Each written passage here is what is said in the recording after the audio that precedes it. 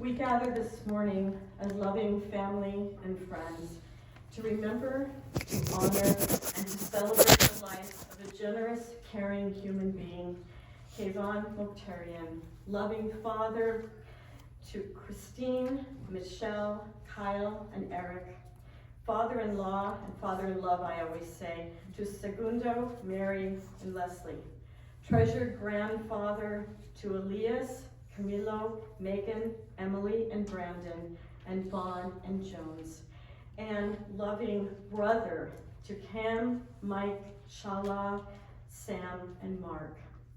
So this human being apparently was incredibly generous, caring, and very selfless, as one of his sons, Eric, said.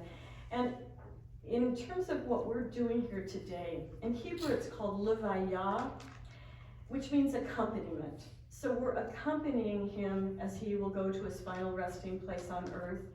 We're also accompanying his neshama, his soul, as it will ascend to the very highest places in what we call Gan Eden, the Garden of Eden, paradise.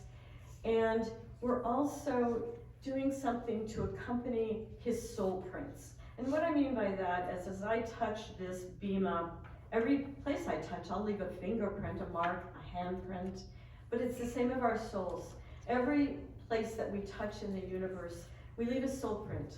And so for today, we're really looking and gathering all those soul prints that this human being left in the world. And they're here for us to find, to discover, and to remember him by. And that's what we are doing today. That is what's called levaya.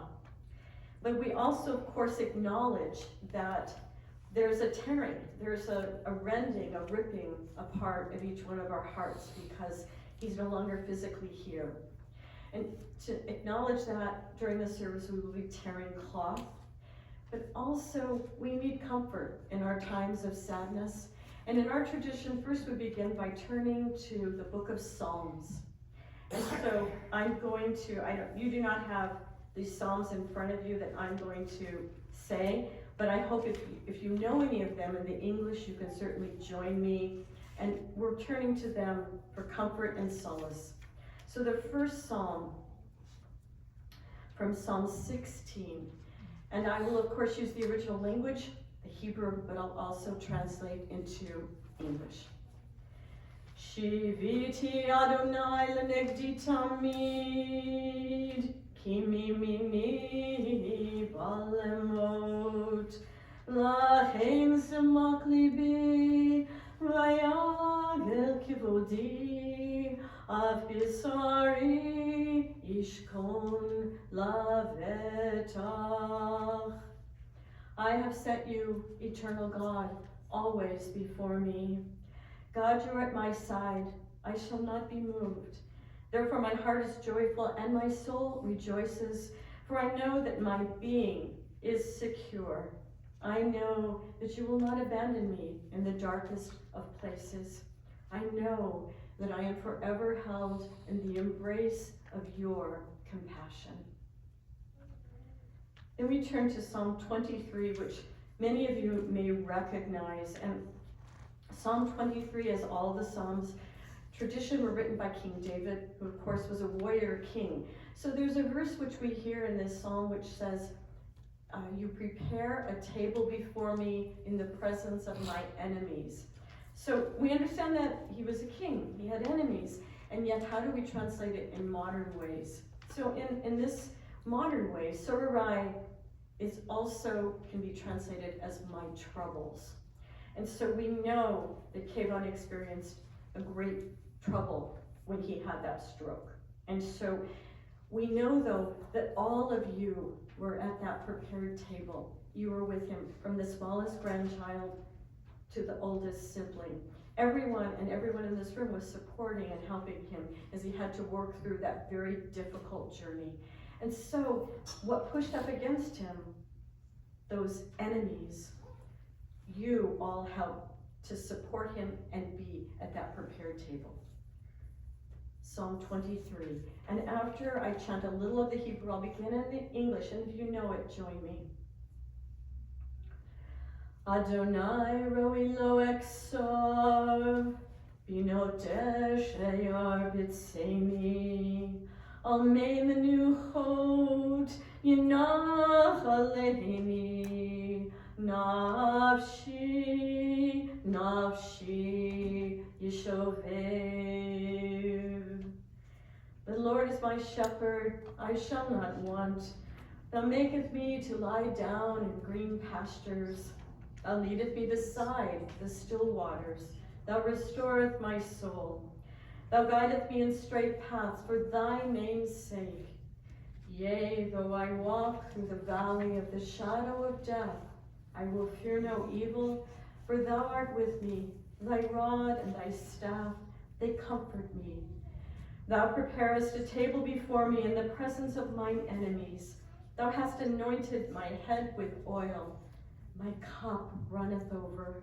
Surely goodness and mercy shall follow me all the days of my life, and I shall dwell in the house of the Lord forever. And now we turn to Psalm 121. And essentially, this psalm, it says that we lift up our eyes to the mountains where we find our strength and our help. And so I begin with this song. Esainai el hecharim me'ayin yavu ezri. Esainai el hecharim me'ayin yavu ezri.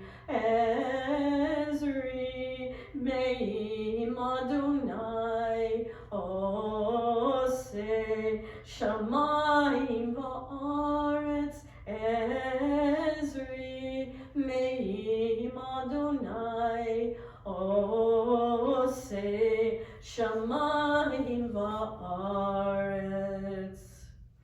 I lift my eyes to the mountains. What is the source of my help? My help comes from God, the source of all, the one who watches over you, the power that sustains life, even in the midst of death. God is your guardian. God is your protection at your right hand. God will keep you safe from all harm. God will protect you in your going out and your coming in, now and forever. Now we turn to the book of Kohelet. Many of you who know the Bible know this as Ecclesiastes. And this was, in our tradition says, this was written by King Solomon when he had attained great wisdom. And so what we can now do as I make this biblical reading for us is consider what wisdom that you are going to remember and take with you always from your father, your grandfather, your friend, from this man, Keyvan Mokhtarian. What are you going to remember? What is his courage? What is his strength? What will keep you going in the days that follow? So begin in the Hebrew.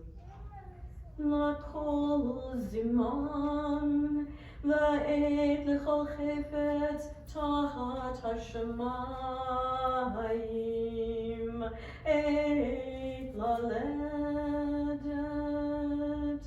va'ed lamut. For everything there is a season, a time for every purpose under heaven, a time to be born and a time to die, a time to plant and a time to uproot what is planted, a time to tear down and a time to build up, a time to weep and a time to laugh, a time to grieve and a time to dance, a time to throw stones and a time to gather stones together, a time to embrace and a time to refrain from embracing, a time to seek and a time to lose, a time to keep and a time to discard, a time to tear and a time to sow, a time to keep silence and a time to speak. So in the life of this family, at this moment, what we're about to do in Hebrew is called kriya. Kriya means ripping cloth.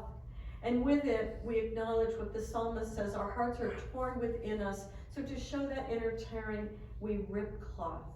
So I want the family to please rise. Everyone who's wearing the ribbon, please rise if you can. And then repeating after me, and then we will tear the cloth. Baruch atah Adonai, Baruch atah Adonai, Eloheinu melech haolam, Eloheinu melech haolam, Dayan ha'emet, Dayan ha'emet, and we all say in the group, Amen. Amen. And now we tear the cloth. Please be seated. This special prayer for Keyvan is from the Yizkor service of remembrance on Yom Kippur. And what I've done, there's a tradition of these verses. You'll hear the traditional verses, and I've added in verses that I think make sense for him and who he was from what I have know from what the family has shared with me. And what we'll do after each verse, we will say, we will remember him. In the rising of the sun and in its going down, we will remember him. When we are doing everything for our children and our grandchildren, we will remember him. In the blowing of the wind and in the chill of winter, we will remember him. When we are being generous, caring human beings, we will remember him. In the opening of buds and in the rebirth of spring, we will remember him. In the rustling of leaves and in the beauty of autumn, we will remember him. When we are using a flip phone, we will remember him. In the beginning of the year and when it ends, we will remember him. When we are weary and in need of strength, we will remember him. When we are making giant meals for our family, we will remember him. When we are lost and sick at heart, we will remember him. When we have joys we yearn to share, we will remember him. When we are tending our rose garden, we will remember him. So long as we live, he too shall live, for he is now a part of each one of us, as we will remember him. And this prayer from Isla Richardson, who was a Holocaust survivor. She wrote, "If I should ever leave you whom I love, to go along the silent way, grieve not, nor speak of me with tears, but laugh and talk of me as if I were beside you there. And when you were taking care of each other and remembering, please remember how much I loved each one of you. Please do not let the thought of me be sad, for I am loving you just as I always have. You were so good to me. There are so many things I wanted still to do, so many things to say to you. Remember that I did not fear. It was just leaving you that was so hard to face. We cannot see beyond, but this I know. I love you so. 'Twas heaven here on earth with you. Amen." So we want to now begin to share memories. And so first, Keyvan's children are going to share some memories of their father. So Michelle will be going first.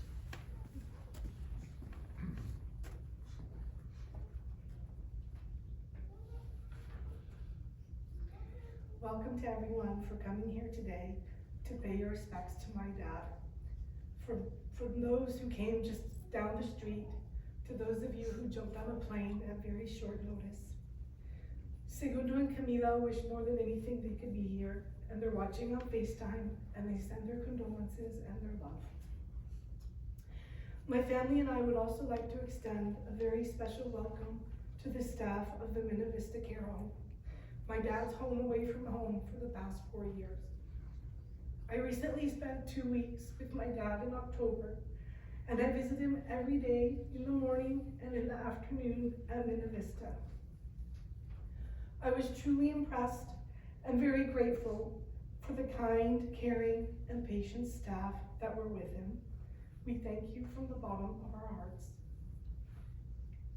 I have been truly heartbroken since I got the news of my dad's passing on Saturday. However, a few days ago, a friend of mine from Brussels sent me a text, and she said some encouraging words. She said, the grief will be heavy, but to help you, write down your memories of your dad. Write down the big memories, but also write down the small memories, the everyday, mundane memories. I did just that, and I would like to share some of those memories with you. When I think of my dad, I think of family dinners after the 5 o'clock evening news. I think of him being the life of the party at big Mokhtarian gatherings and long phone calls in Farsi to his mom and dad. Barbecues with corn on the cob soaked in salt water, breakfast buffets with homemade hash browns, going to Fioritos for Italian beef sandwiches, Coco's for a greasy breakfast, or Baskin Robbins to get our birthday ice cream cakes. I think of my dad cheering on the U of A basketball team, taking us to drive-in movies, driving around Tucson in his VW Beetle or his Toyota Corolla with the windows down in 100-degree heat.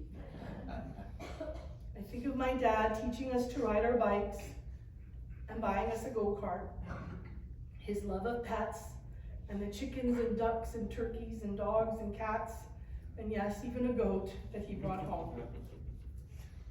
His Old Spice cologne, his thick white tube socks, his being on time, which means being 15 minutes early, and his Samsonite briefcase with yellow legal pads of paper and big pens. His weekly Time magazine and Business Week that he read cover to cover, and his ability to recall the most random facts or the latest current events.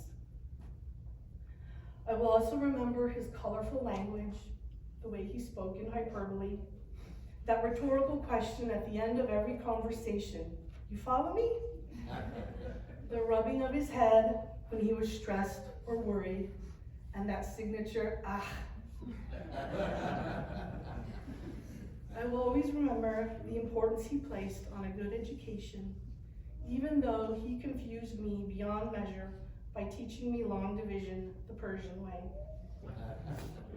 I will remember father-daughter dances in primary school and my high school teachers, of course the women teachers, who would say my dad was so charming and so funny and had the most questions at open house or parent-teacher conferences. I will always remember his encouragement and support for me to travel and to learn new languages and to strive to have his Trojan work ethic. This list could go on infinitely. And sadly, as times go on, these memories will fade. Each memory, however, has become a part of me, of the person who I am, of the parent who I am. The values that my dad instilled in me and in my siblings were strong, and I see them reflected in Elias and Camilo and all my nieces and nephews.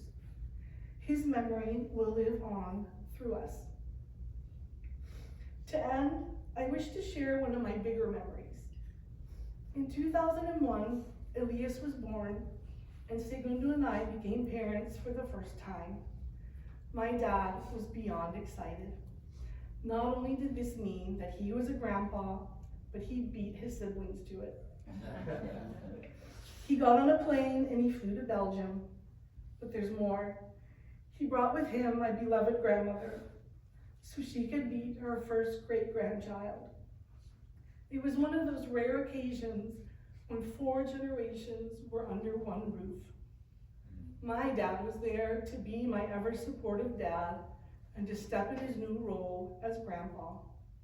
But for me, it was equally special and touching to see him in the role as a loving and caring son.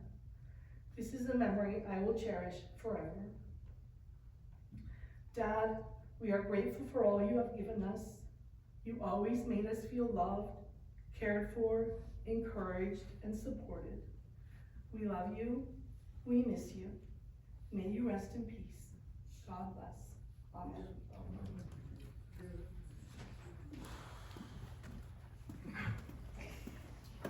Thank you, Michelle. Now, Kyle.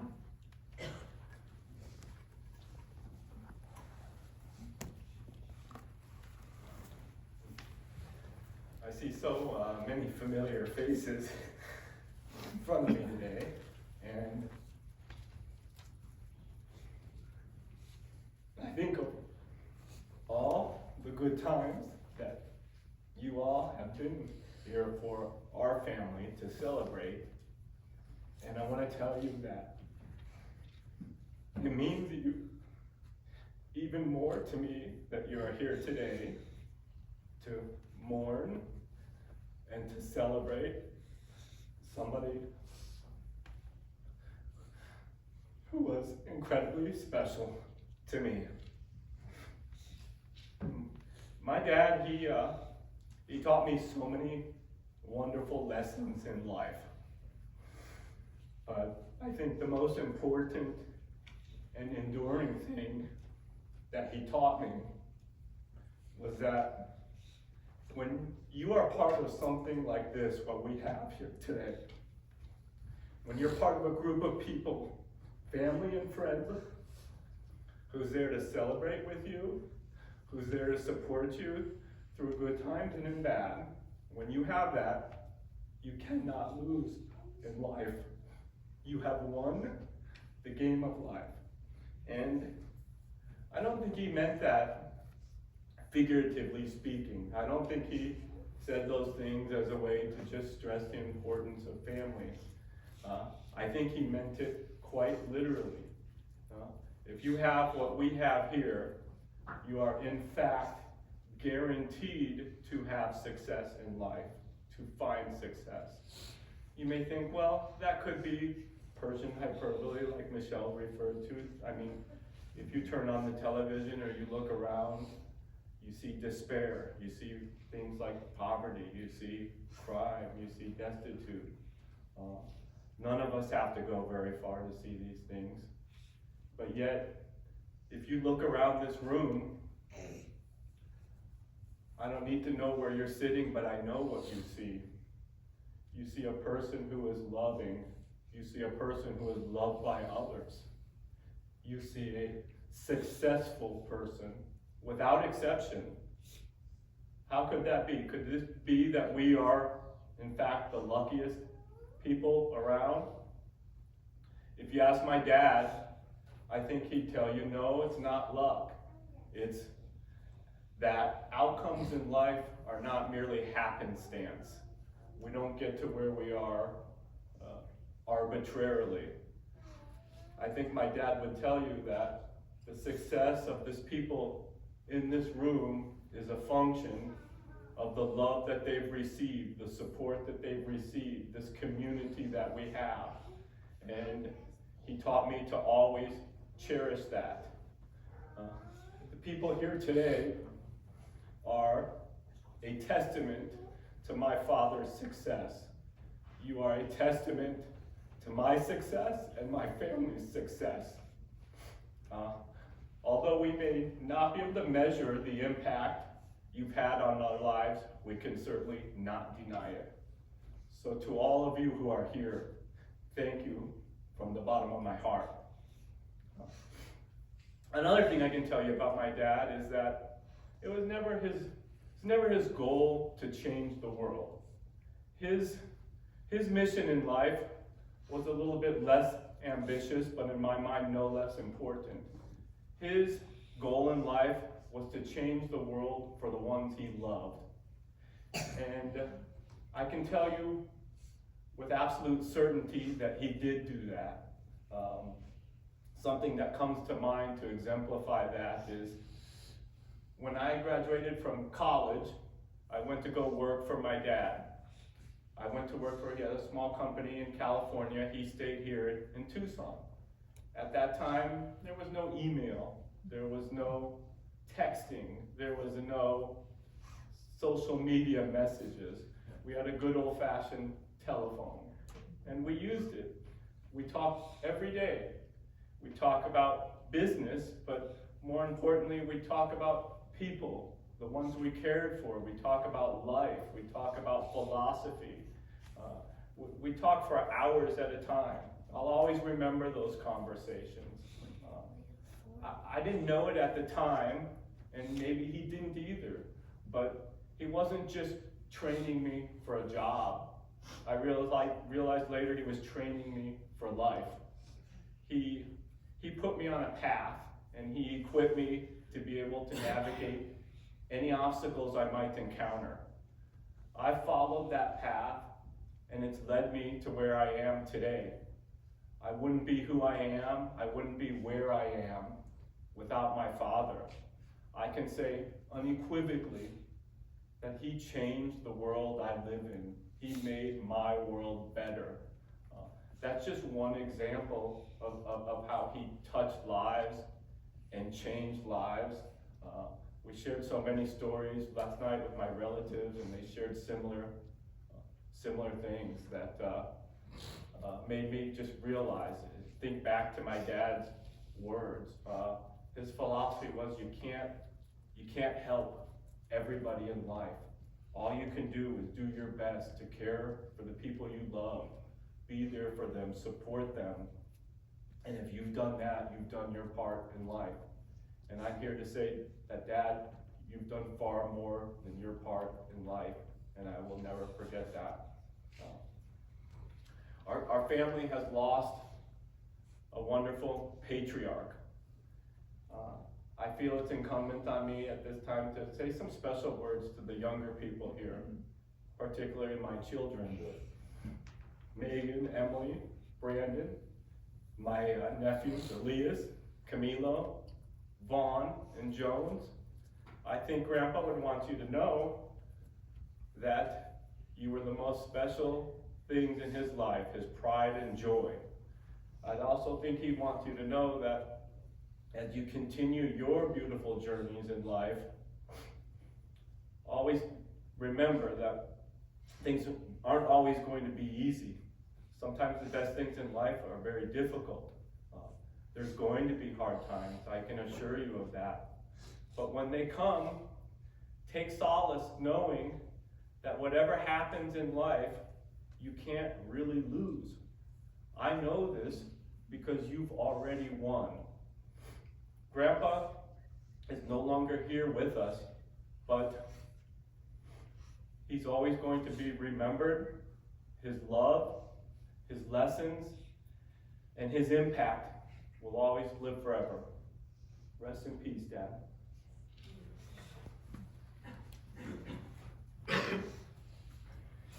Thank you, Kyle. Now, Eric, please.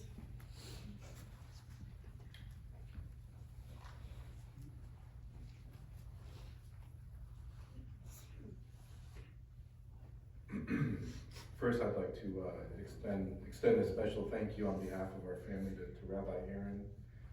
Thank you so much for officiating today. We're honored. And thank you to everyone here in this room today who's come from near and far to honor our dad. It's never an easy task to honor the life of a loved one in a few words. No matter how eloquent they are or how concise they are, they always, seem inadequate. They fall short. But I'd still like to try. Using the few words of advice that my dad gave to me when I first started working in the family business in 1996 in Ontario, California. There were three things that he said. The first was, things never get done by themselves. Now, that was more of a threat than a piece of advice. I think he really meant it for me. The second was, this is a good one, always have a system. I still actually use that one today. That was excellent advice. And then the third one, but not least is do it now, get it done. That was Kyle and I, that's our favorite. I think he borrowed it from Nike, and he added his little special personal Persian touch to it. Nothing could, light a fire under our butts when he would say that. Get a fax that says, do it now, get it done, with 3 exclamation points, all caps. But with my dad, it wasn't the things that he said that mattered so much, it was the things that he left unsaid that mattered most. Growing up, I can't remember a single time, maybe my memory fails me, but I don't think he ever said, family is everything, or honor your parents and your siblings, or cherish your children, cherish your grandchildren, cherish your wife. Be generous with money and love, or be humble, or don't be cocky. Actually, he did say that one quite a bit. But I think everyone in this room, we simply knew that these unspoken words, that this idea that family is everything, that was our dad's unifying philosophy of life. He lived these unspoken words every single day. He imparted them to his children, to his grandchildren, through his acts of selflessness, of generosity, through his actions, through those huge feasts that he would prepare for us, and through his gentle affection. And everyone here, we're living this legacy and the wisdom of these unspoken words through our own families and our own relationships now. But there was one special word that he would say to us growing up, and even as adults, that when he said it, you could feel his love for us with a simple, gentle honey. We understood everything that he meant to say to us. Thank you. God bless you.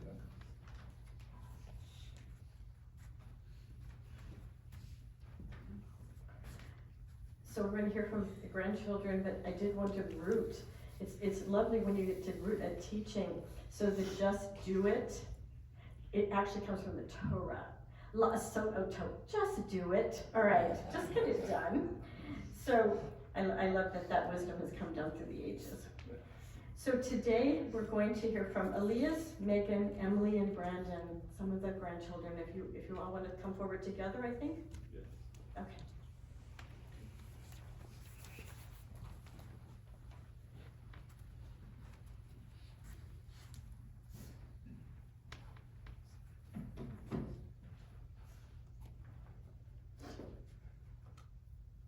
Hello everyone, thank you so much for coming. I'm going to first share some words on behalf of my brother who is really sad he couldn't make it today.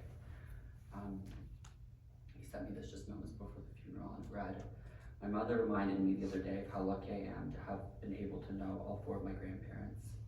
I'm very lucky and so grateful to have been able to share the memory and the love you had for everyone. The world always felt a little bit safer with a grandparent like him looking out for me. I've heard so many stories of Grandpa's quick temper, but with us, his grandchildren, there was nothing but love. If you wanted to own the guitar, Grandpa would go out and buy one for you. If you said you liked cherries, he'd buy you an entire bag for each Sunday. In addition to his unwavering support, I will miss the letters Grandpa would write that always begin with, 'Dear, the love of my life.' I'll miss our family breakfast at Coco's. I'll miss his sense of humor, and of course, I'll miss his love and support. That, however, is not something that can ever be taken away. I love you, Grandpa." I would also like to share something about Grandpa. He will first and foremost be remembered for his heart. Although we so often like to argue over who the favorite grandchild is, everyone was the #1 love of his life, and truly was. He meant it every time. We were all the smartest, we all had the best grades, We were all the most handsome and all destined to be the greatest. The best thing about me was that he only spoke in hyperboles, which somehow made everything seem so much bigger and brighter and more wonderful. But he was also down to earth and maybe a little bit cynical at times, and it was through this duality that he loved and breathed life into the world around him. A memory that perfectly encapsulates the grandfather he was when after his own father's funeral in Chicago, in the biting cold after I'd sat less still than I should have, he took me to Toys R Us and he asked me to pick out anything I wanted. I walked up and down the swaying aisles and only to hand him a Barbie doll. And through his own grief, he bought me this, no questions asked, a testament yet again to the enormity of his heart and never-ending depths of his love. With all that being said, Grandpa, you will now and forever remain the #1 love of our lives. Thank you.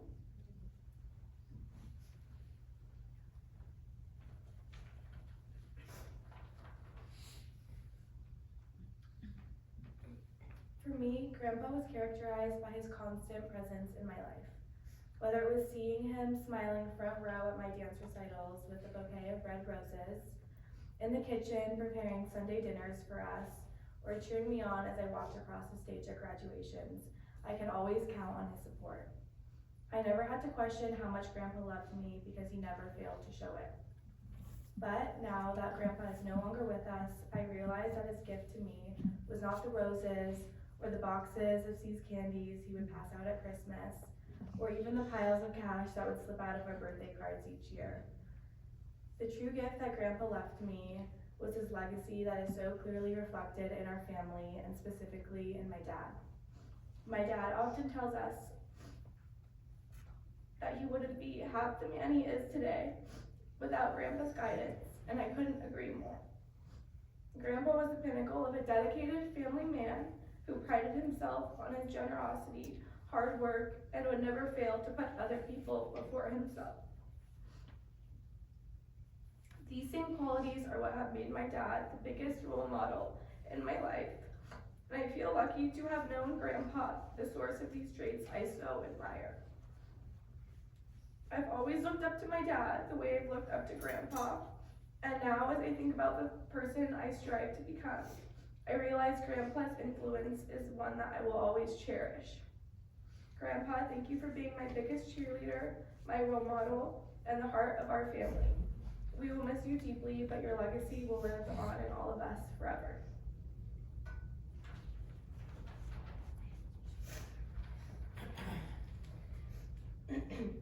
I could go on and on about how amazing Grandpa Keyvan was, but if you're here right now, it's because you already know he was one of the most caring and generous people. It's still hard to believe that tomorrow marks a week since we lost him. He was so much more than just a grandfather. He was a dad, a brother, and a friend to everyone. To know him was to be loved by him, and to be loved by him was something truly special. The day I found out he had passed, I immediately sought out a reminder of his love. I found the card he gave me for my 14th birthday. It read, "Dear Emmy, 14 years old, wow. Where did the years go?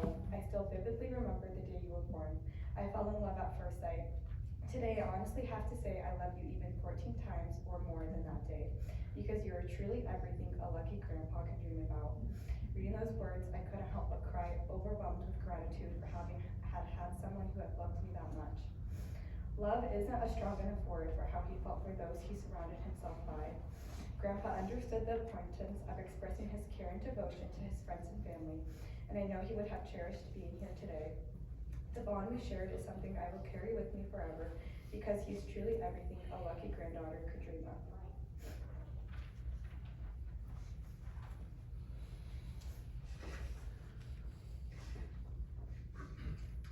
The day after my grandpa died, me and my family drove up to his old house, and when we went up there, we looked through his photo albums and wandered the halls he spent the majority of his life in. And in doing so, and walking around his house, I realized everything in there, from the tiled floors to the ceiling, was filled with a flood of fond childhood memories. I'm sure if I return to that house, whether tomorrow or 15 years from now, I'll feel his love for me warmly peeking around corners. I'll almost hear the CNN broadcast that was always playing in the background. I'll vaguely smell the piles of bacon that greeted me and my siblings each Christmas morning. Or maybe I'll look out the window and see him pushing me on those teetering yellow swings in his backyard. Whether he's here or not, the memories of him infused in everyday objects and interactions will always remind me of him. Whether he's here or not, I will always feel his unconditional love for me through my memories, and I'll forever carry this love with me. It was truly an honor to be his grandson.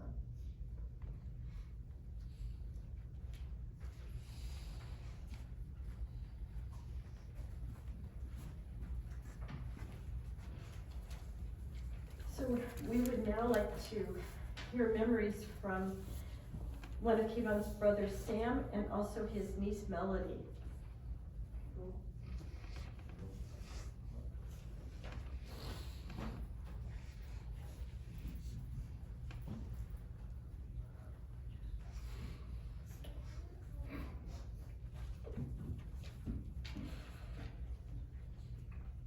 I hope I can do this. I'm not much of a public speaker.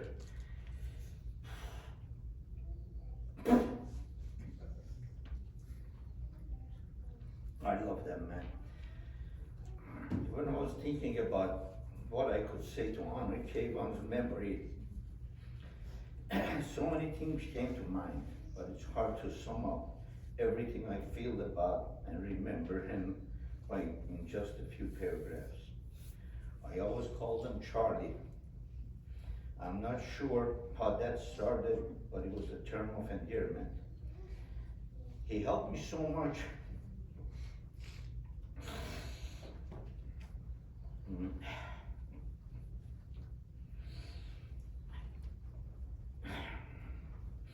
When we were living in Chicago, he was always there for everyone in the family. Our parents depended on him to help them. He was generous with his time and his money. He made sure our parents had a safe and beautiful place to live when it became too hard for them to keep up their home in Elmhurst. Since he was living in Arizona and couldn't help them, he wanted them to live near me, so he decided it would be a good idea to buy a condo for them near me. He surprised them with it, and it was the best move ever made for my parents. He always made sure he attended every family affair. He wanted kids to be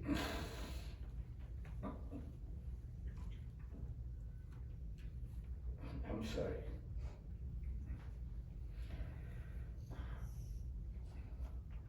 With their grandparents. He wanted to be the kids to be with their grandparents, aunts and uncles and cousins. He traveled to New York, Chicago, California, to every wedding, every bar mitzvah, any bat mitzvah. He took Grandma and Grandpa and Shalom and my wife Sharon to Michelle and Segundo's wedding. Then they traveled to Israel, and he insisted on arranging everything for everybody for that trip. From what I heard, it was some experience. He always opened his home for me and my family. Anytime we came to Arizona,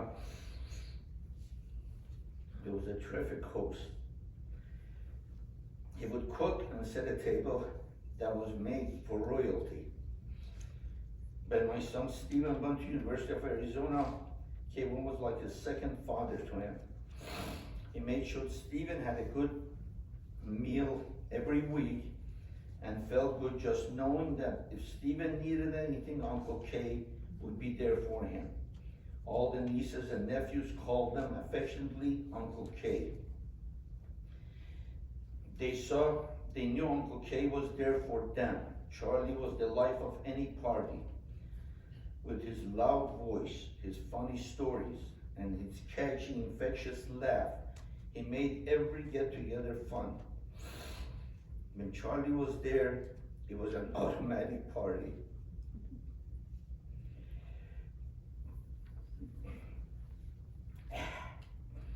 I will miss our 2-hour-long phone calls on Saturday when he wanted to know every detail of everyone's life in our family.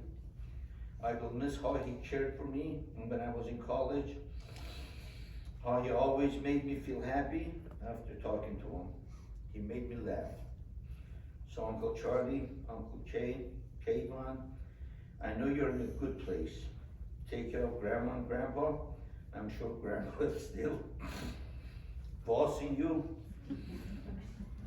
around. He always insisted to keep you in line.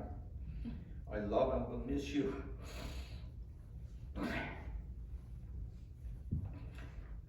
But we'll always remember the caring, loving, and kind person you were. I'm sorry. Thank you.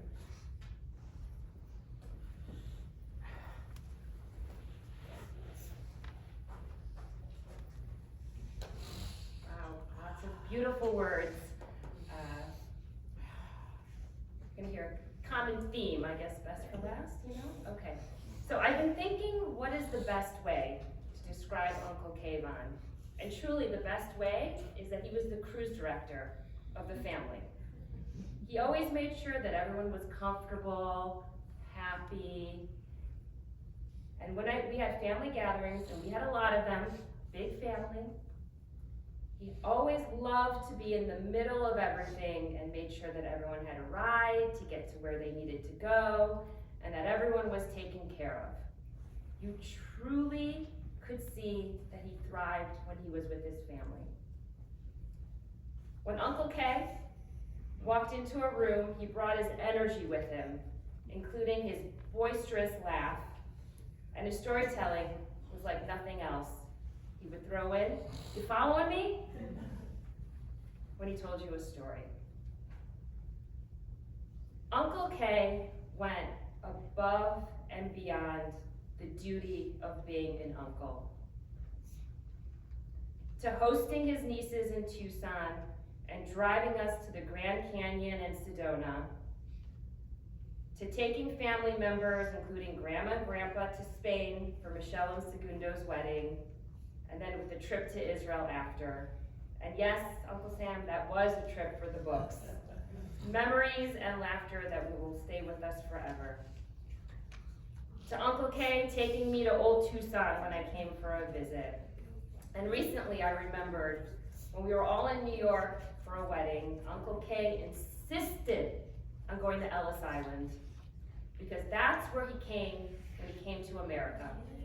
So he dragged all of us in the hot August day in New York City on the ferry to Ellis Island, to the museum, to Kyle being like, "Wait a minute, Dad.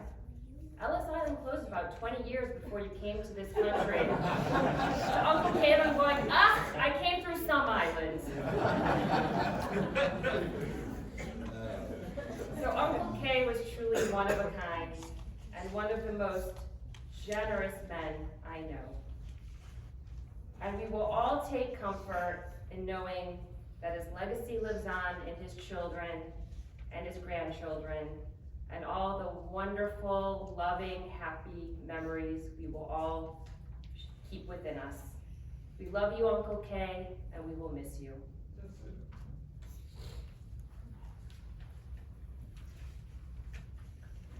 So it's our time now when we're going to recognize that his soul is ascending to the highest places in what we call Gan Eden.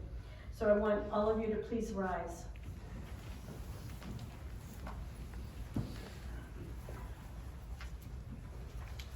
El Malay Rachamim,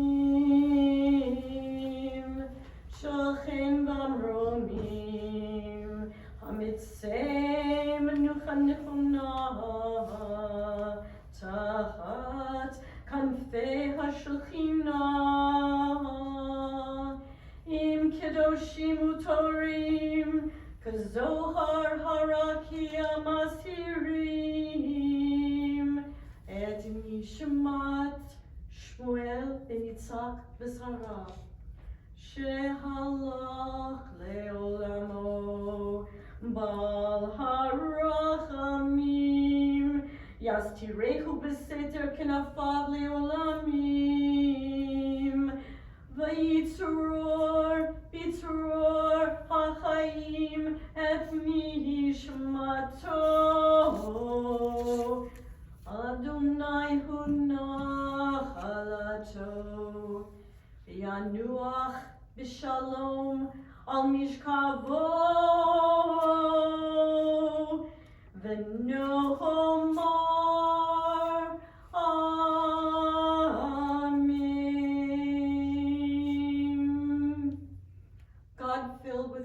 passion, dwelling in the heavenly heights.